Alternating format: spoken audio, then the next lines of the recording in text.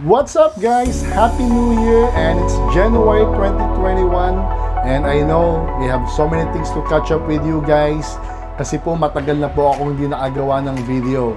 But don't worry, this 2021 babawi po ako sa inyo at marami po tayong video na gagawin about lifestyle, leadership, business and also family.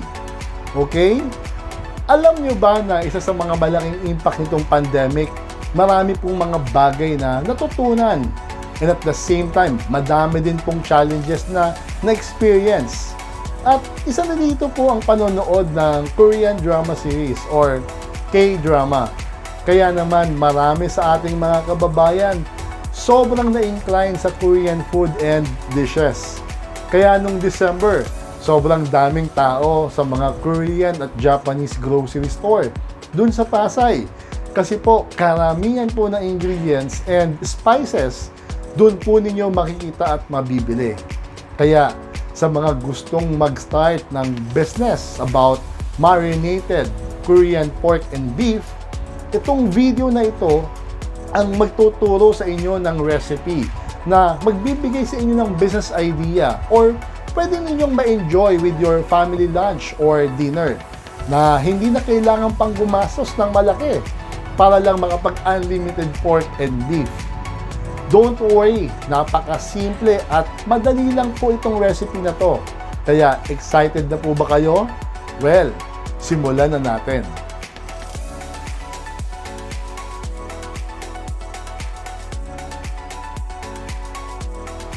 So what we have here, beef and pork.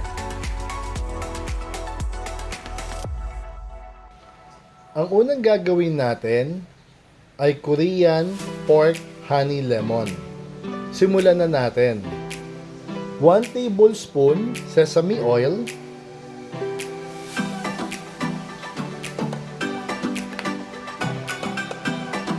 followed by 1 tablespoon lemon,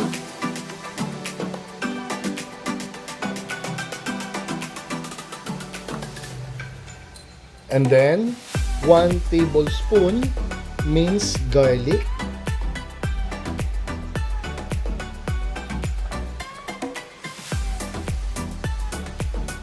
and then 1 teaspoon black pepper,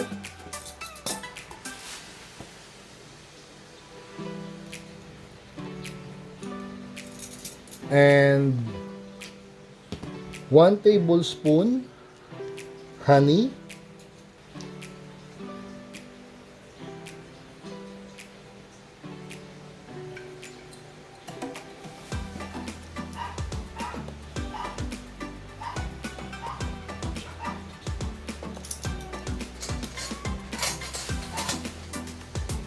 so once everything are all set in our mixing bowl, ilalagay na natin yung ating pork belly. But before that, i-mix muna natin siya.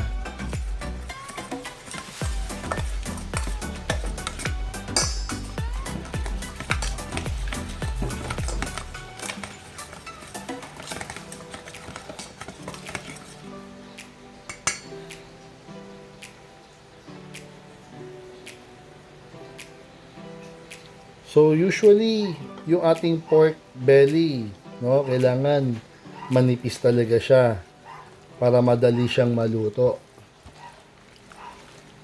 So usually for this preparation, at least 1/4 kilo of pork belly. So all we need is to mix it properly, and then we'll just marinate this overnight. So here's our Korean pork honey lemon.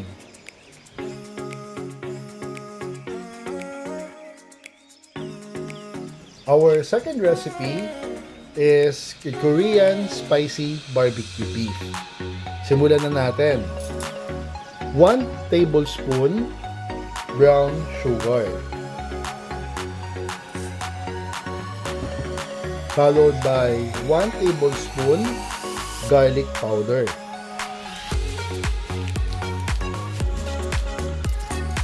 And then 1 teaspoon black pepper.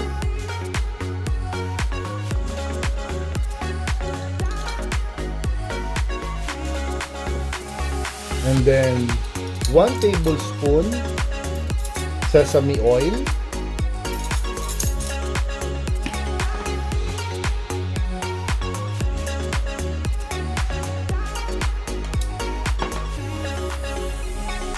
And 1 teaspoon soy sauce. And then 1 tablespoon honey.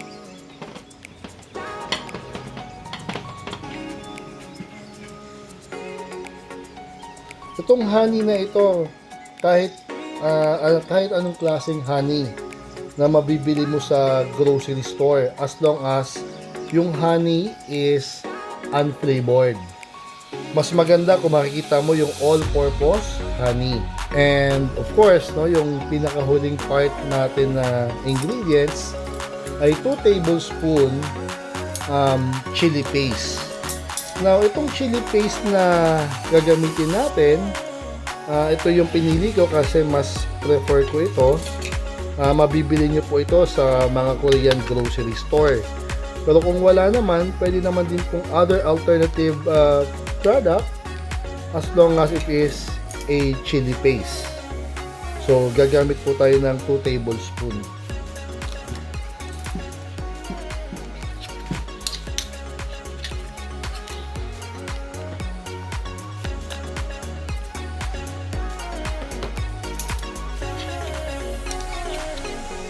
So, once it's already all set sa ating mixing bowl,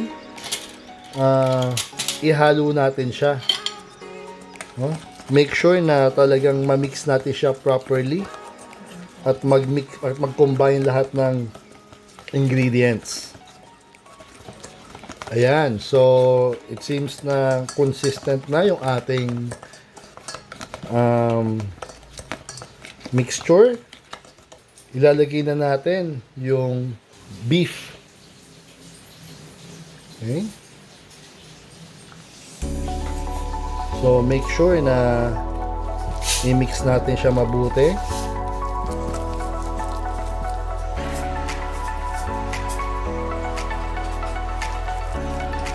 At malagyan lahat ng part ng beef. Since yung beef kasi natin, no, masyadong manipis, hiwalay-hiwalayin natin siya para mas manuot yung lasa ng ating mixture. All we need to do is to mix it thoroughly and then we will just marinate it overnight. So ito na ating Korean spicy barbecue beef recipe. Ang ating third recipe ay ang classic pork Korean BBQ.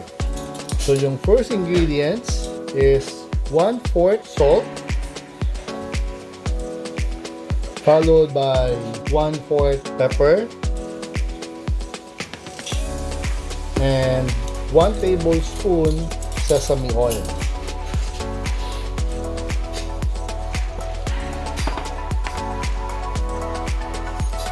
Gagamit tayo ng pork. So make sure na ihalo muna natin yung ating mga ingredients, and once it's already mixed, ilalagay na natin yung ating sliced pork.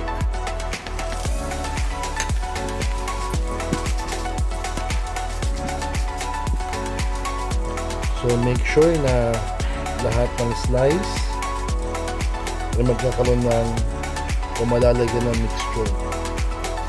And then we'll just leave it here and marinate it overnight. So ito na yung ating third ingredient, the classic pork Korean barbecue.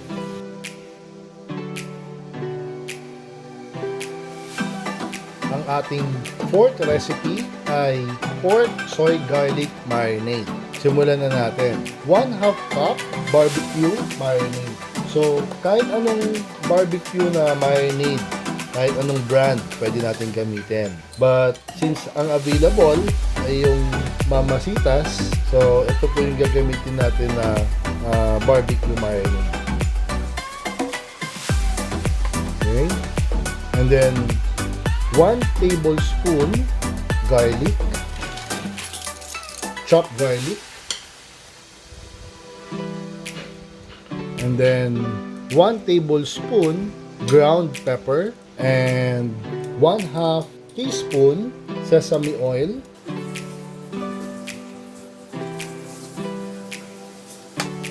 And once it's all here in our mixing bowl, ihalo lang po natin thoroughly.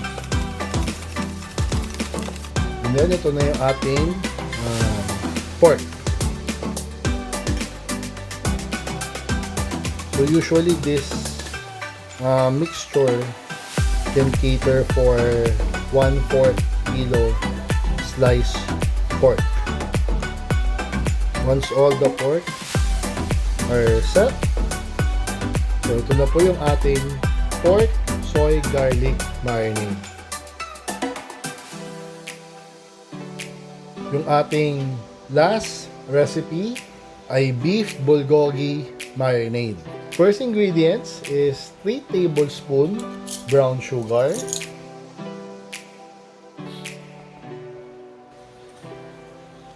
and 1 teaspoon garlic, 1 tablespoon sesame oil,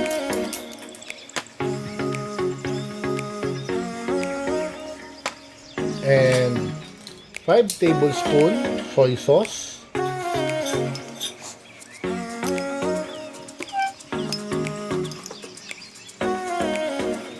one tablespoon toasted sesame seed,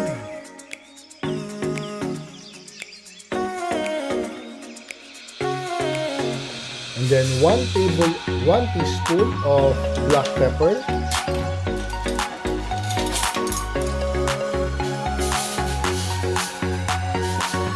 and 1 tablespoon crushed peras. Ito po yun.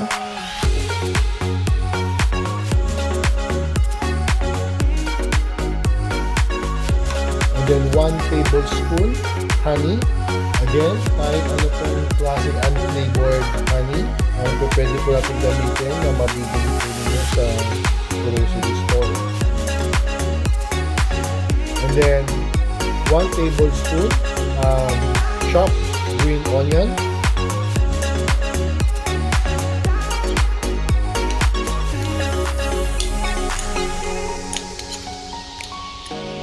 and 1/4 teaspoon of minced. And then the same procedure, we'll just need to mix it very well.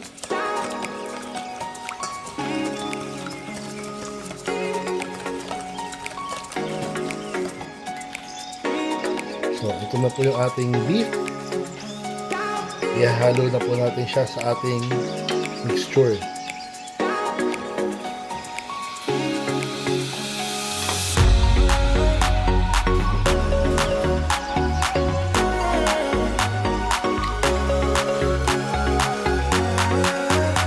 Make sure na talagang na-mix lahat ng ating ingredients. Same as also yung ating beef.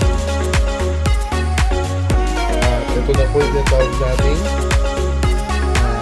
Korean beef bulgogi marinade.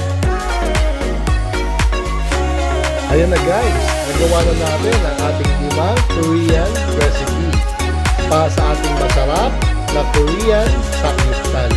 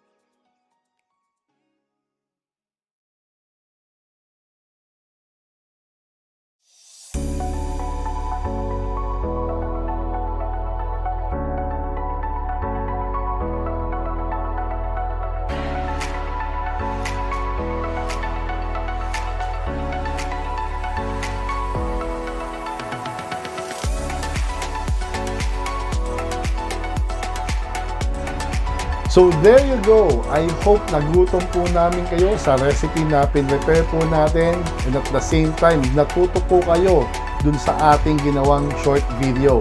This is actually a perfect business idea sa mga entrepreneur na gustong pumasok sa food business. This is actually the right recipe na pwedeng papatok sa mga Pilipino. Before we say goodbye, thank you very much for watching. Don't forget to like and subscribe. Ingat po, and I'll see you in my next video. Bye for now!